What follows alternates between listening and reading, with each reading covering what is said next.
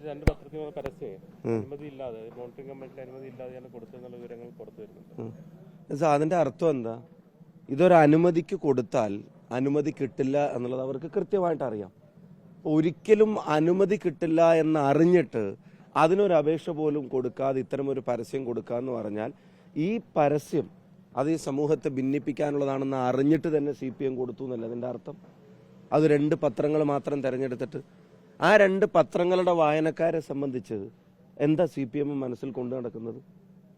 അവരുടെ രാഷ്ട്രീയ ബോധത്തെ അണ്ടർ എസ്റ്റിമേറ്റ് ചെയ്യണോ CPM?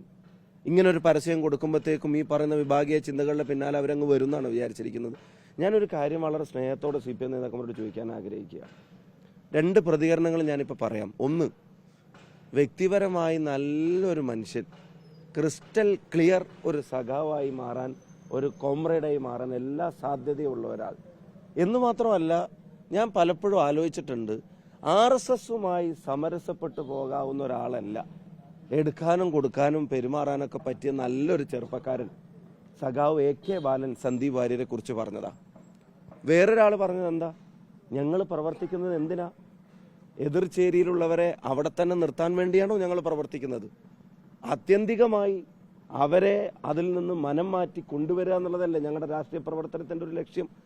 ഞങ്ങൾ എന്തിനാ അവരുടെ മുമ്പിൽ വാതിലുകൾ കൊട്ടിയടക്കുന്നത്? ചോദിച്ചത് MP രാജേഷ്.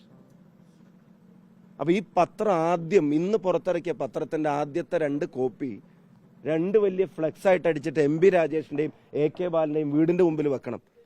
സന്ദീപ് വാര്യരെ പറ്റി അങ്ങനെ നമ്പർ 1 ക്രിസ്റ്റൽ ക്ലിയർ കോമ്രേഡായി മാറും എന്ന് വരെ സന്ദീപ് വാര്യരെ കുറിച്ച് പറഞ്ഞ ആളുകളായ, എന്നിട്ട് ഇങ്ങനെ ഞാൻ പറഞ്ഞ നിറം മാറുക എന്നൊക്കെ പറഞ്ഞ ഓന്തുമായിട്ടൊക്കെ കമ്പയർ ചെയ്ത ഓന്ത് എനിക്കെതിരെ കേസ് കൊടുക്കും.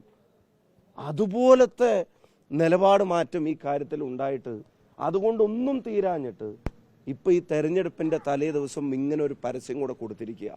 അപ്പൊ അതിന് അനുമതി കൂടി ഇല്ല എന്ന് പറയുമ്പോൾ അതിന്റെ ഗൗരവം വർദ്ധിക്കുകയാണ്. ഞങ്ങൾ തെരഞ്ഞെടുപ്പ് കമ്മീഷനെ സമീപിക്കും. ഞങ്ങളുടെ പരാതി ഞങ്ങൾ തയ്യാറാക്കിക്കൊണ്ടിരിക്കുന്നു. ആ പരാതി ഇന്ന് തന്നെ ഞങ്ങൾ ഫയൽ ചെയ്യും. ഒരു കാരണവശാലും പാലക്കാടിന് ഇത് ക്ഷമിക്കാനോ പൊറുക്കാനോ കഴിയില്ല. വടകരയിലെ കാഫിർ സ്ക്രീൻഷോട്ടിൽ നിന്നെങ്കിലും പാഠം പഠിച്ചിട്ട് ഈ വിഭാഗീയ ശ്രമങ്ങൾ നടത്താതിരിക്കാനുള്ള ഒരു രാഷ്ട്രീയ ബോധം CPM നേതൃത്വത്തിലെ ചിലർക്കെങ്കിലും ഉണ്ടാകും എന്ന് ഞങ്ങൾ പ്രതീക്ഷിച്ചത് തെറ്റായിപ്പോയി. ഇത് അതിൻ്റെ ഒരു ഗ്ലോറിഫൈഡ് പ്രിന്റഡ് വേർഷൻ എന്നുള്ളതല്ലാതെ മറ്റൊന്നുമില്ല. ഈ സ്ക്രീൻഷോട്ടിൽ പലതും തന്നെ വ്യാജമാണ് എന്നുള്ളതിൻ്റെ വാർത്തകളും ഇപ്പോൾ പുറത്തു വരികയാണ്. ഇതൊരു നാണം കെട്ട ശ്രമമായി പോയി, ഹീനമായൊരു ശ്രമമായി പോയി. BJPയെ സഹായിക്കാൻ CPM കൊടുത്ത പരസ്യമാണിത്, വേറെ ഒന്നുമല്ല. ഈ തെരഞ്ഞെടുപ്പിൽ അവർക്കുള്ള റോൾ എന്താണെന്ന് അവർക്ക് കൃത്യമായിട്ട് അറിയാം. ഈ തെരഞ്ഞെടുപ്പിൽ ആരൊക്കെ തമ്മിലാണ് മത്സരമെന്ന് എല്ലാം കൊണ്ട് മനസ്സിലാക്കാൻ സാധ്യതയുള്ളവരാണ് അവർ. ചിഹ്നം പോലും ഇല്ലാത്തൊരു തെരഞ്ഞെടുപ്പിന്റെ തലേ ദിവസം പോലും BJPക്ക് സപ്പോർട്ട് കൊടുക്കാൻ CPM ചെയ്ത ഒരു പരസ്യമാണിത്. വിഷയവുമായി ഒരു ബന്ധമില്ലെന്ന് സമ്മതിച്ചില്ല എന്നുള്ളത് സാങ്കേതിക പ്രശ്നം മാത്രമാണ്. ഉള്ളടക്കത്തിന്റെ കാര്യത്തിൽ തർക്കമില്ല. സമൂഹത്തിലേക്ക് എത്തേണ്ട കാര്യമാണ് പരസ്യത്തിലുള്ളത്. അത് എത്തിക്കഴിഞ്ഞു എന്നാണ് മന്ത്രി രാജീവ്. അപ്പൊ ഞാൻ നേരത്തെ പറഞ്ഞ വീഡിയോ രാജീവ് ഒന്ന് എടുത്ത് കാണണം. AK ബാലൻ സന്ദീപ് വാര്യരെ കുറിച്ച് പറഞ്ഞതും MP രാജേഷ് സന്ദീപ് വാര്യരെ കുറിച്ച് പറഞ്ഞതും ആയിട്ടുള്ള വീഡിയോ ഒന്ന് കാണണം. BJPയിൽ നിന്ന് ഒരാൾ പോകുമ്പോൾ എന്തിനാ CPM ഇങ്ങനെ കയ്യും കാലോട്ട് അടിക്കുന്നതെന്നുള്ള സന്ദീപ് വാര്യർ രാജീവ് വ്യക്തമാക്കണം. ഉള്ളടക്കത്തെ സംബന്ധിച്ച് പരാതിയില്ല പോലും. ഉള്ളടക്കം ആ 2 പത്രങ്ങൾക്ക് മാത്രം, അതും ബാക്കി പത്രങ്ങൾക്ക് വേറെയും കൊടുത്തത് എന്താ? എന്നാ പിന്നെ ഒരേ ഉള്ളടക്കം എല്ലാ പത്രങ്ങൾക്കും കൊടുത്തൂടെ? ഓരോ പത്രങ്ങൾക്ക് ഓരോ വിഷയങ്ങളാണല്ലോ എന്നാണ് മന്ത്രി MP രാജേഷ് പറഞ്ഞത്. എന്ന് വെച്ചാൽ അത് വായനക്കാരന്റെ ജാതി മതമാണോ പത്രത്തിന് പരസ്യം കൊടുക്കുന്നതിന്റെ മാനദണ്ഡം വ്യക്തമാക്കണം. എന്ത് മാനദണ്ഡത്തിലാണ് ഈ 2 പത്രങ്ങൾക്ക് മാത്രം അത് കൊടുത്തതെന്ന് വ്യക്തമാക്കണം. ഓരോ പത്രങ്ങൾക്കും ഓരോ വിഷയവും ഞങ്ങൾക്ക് മനസ്സിലായില്ല.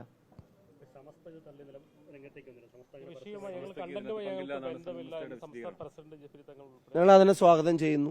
കാരണം ഇതുമായിട്ട് അത്തരമൊരു സംഘടനക്ക് ബന്ധം സ്ഥാപിക്കാൻ കഴിയില്ല എന്ന് തന്നെയാണ് ഞങ്ങളുടെ വിശ്വാസം. ഈ പരസ്യത്തിലെ ഉള്ളടക്കവുമായിട്ട് ബന്ധപ്പെട്ട് അയാള് വർഗീയതയെ അവരെ തന്നെ അതിനെ തള്ളിപ്പറഞ്ഞു വന്നതിനെ സ്വാഗതം ചെയ്യുന്നു.